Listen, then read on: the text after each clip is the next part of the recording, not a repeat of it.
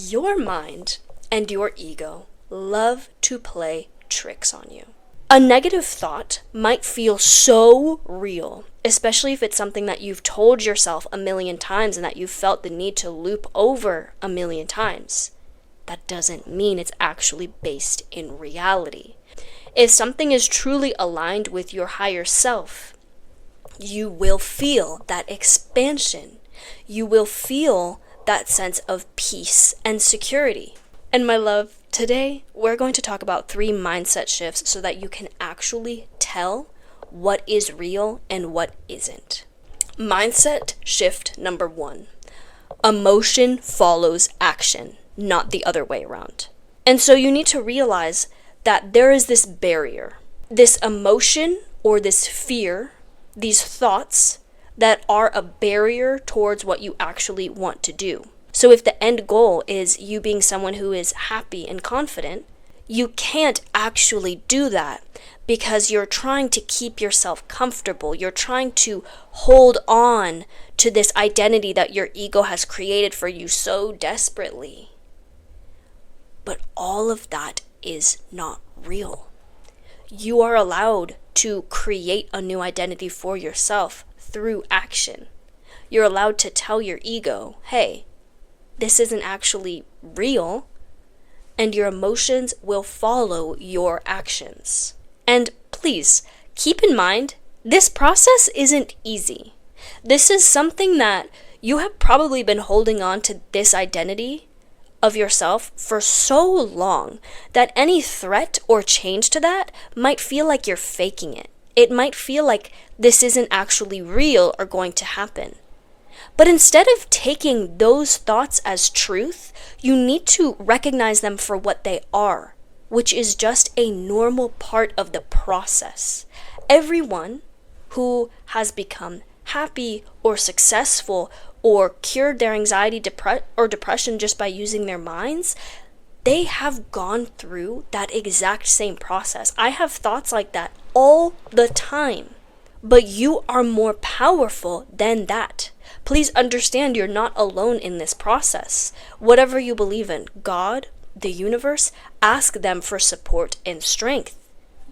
They will help you, I promise you. So take those emotions and those thoughts arising as a cue that you are doing something right. You could literally become unstoppable if you did that. If you're just like, okay, every time I feel like I'm not good enough, or I shouldn't do something, or I have fear, that's a good sign, because that means that I'm expanding my identity and expanding my comfort zone.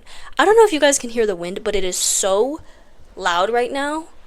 So maybe that's confirmation. If maybe, who knows? Attaching feeling states to outcomes and to other people. Now, this is just the human condition. But we are so much greater than what we think we are. It is so common for us to attach a sense of security to a partnership or to a job. It is so easy to attach a feeling state of, if my crush approves of me, then that must mean that I'm desirable and likable. And we don't let ourselves have access to these feeling states that we created because we are under the illusion that they are attached to something outside of ourselves. But you created those emotions. You created those feelings. You assigned what feeling is attached to what external object. And then once you realize that, you can pop the bubble, the illusion bubble, and think, hey, if I did that, maybe with time and effort and patience, I can allow those feelings to come into my life right now. The illusion, the craziest paradox, is that you've tied this feeling state. You've tied this feeling state to this desire. If you were to invite that feeling state into your life right now, to let go of the desire entirely and become the feeling state, you attract the desire instantaneously. This is what manifestation is. But a lot of us forget the missing piece, and a lot of people are so hyper fixated on getting their manifestation and like they need it and like having all of this attachment and obsessing over it and the feelings that it will bring you, rather than realizing you created the importance that that thing has. I assure you, whether it's a person, whether it's a job, there are hundreds of thousands, if not millions, probably millions of people out there that don't want the same thing as you and they don't place it on this pedestal of importance.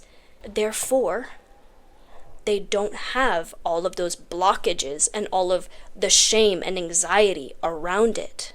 Mindset shift. Mindset shift number 3, and this is our last one for today. Your thoughts can be coming from other people. And now I know you're like, okay, yeah, I know that, theoretically, blah, blah, blah.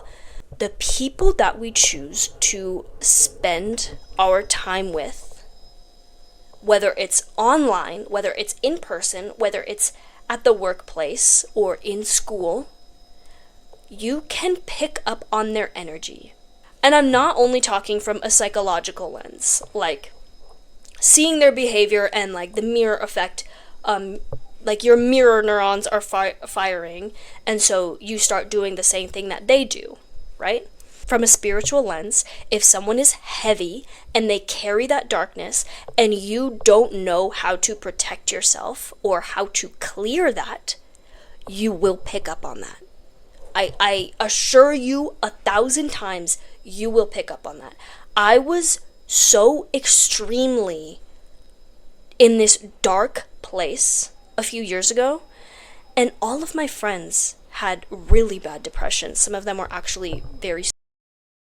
And naturally, like, I know myself, and naturally I am a very happy, joyful person. Of course, I experience the full range of emotions. However, to my core, I know who I am. And these people had a lot of darkness going on. And I was kind of everyone's therapist, and they all unloaded this onto me, whether or not they were even talking about negative stuff. When I talked to them, I felt their energy, especially if you are a woman watching this. But I feel like it doesn't even matter if you're a man or a woman or a person, whatever you identify. If you are an empathetic person, you are going to pick up on other people's energy. You are absolutely going to.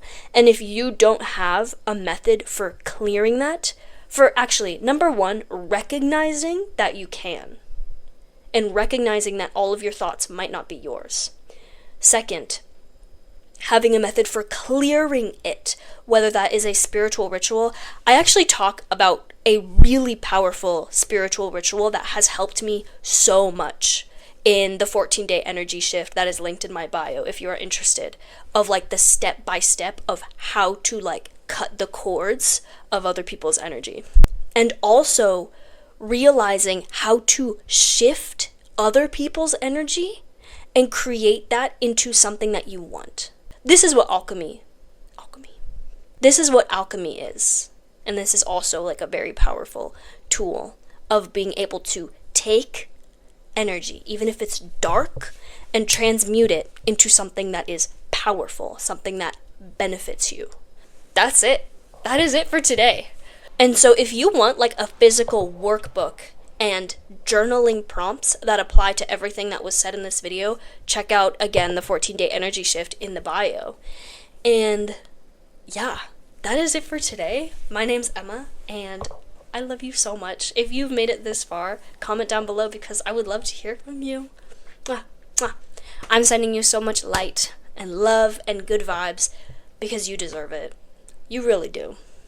And if there's any part of you that's telling you that it's too hard, or you don't deserve it, try and challenge that. Question it. Ask it, what do you need?